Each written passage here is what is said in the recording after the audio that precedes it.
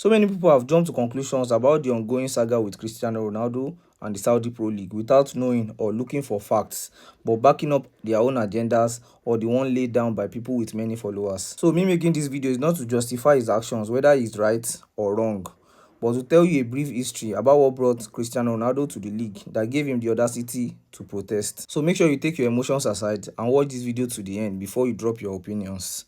But before I get into it, let's debunk this first to know what agenda means. So if you are someone who is emotionally tied to agendas and I break these things said about Ronaldo into three, you will still not see anything that is wrong with it and will still believe it was said by Cristiano Ronaldo. As you can see, I took this screenshot from a post and it had million views and thousands of likes. So imagine a lot of people that has been misled by this.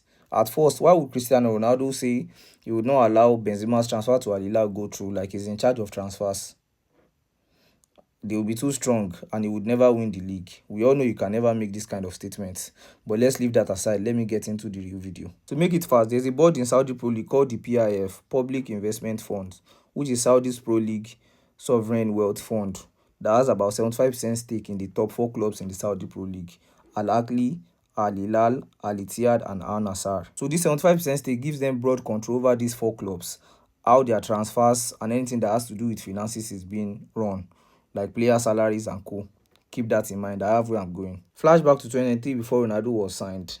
I want us to read these things from OLT Sports, which is going to give you an insight about what could give Ronaldo the audacity to protest. I'm going to be reading fast. I'll read the top and the bottom part of it. If you want the whole information, I'll drop the link in my comment section. Former Al Nassr president Musali Al-Muammar explained that Ronaldo signed 2 contracts, one with Al Nassr and one with the league, before leaving Europe. Now the bottom part, he signed 2 contracts, one with Al Nassr club and another with the Saudi Pro League, noting that the player's presence has been a major asset to the Russian league, both athletically and commercially. So basically, Ronaldo is getting paid by both the club and the league, which means he's the face of the league or the Saudi football project in general. And we can see the differences he has brought ever since joining in 2023.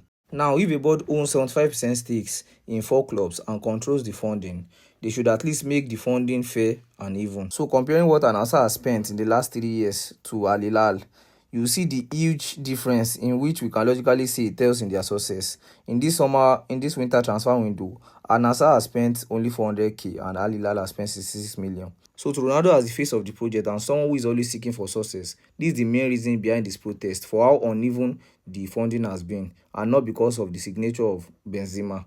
So I leave it to you in the comment section to let me know if his reaction was way too much or not.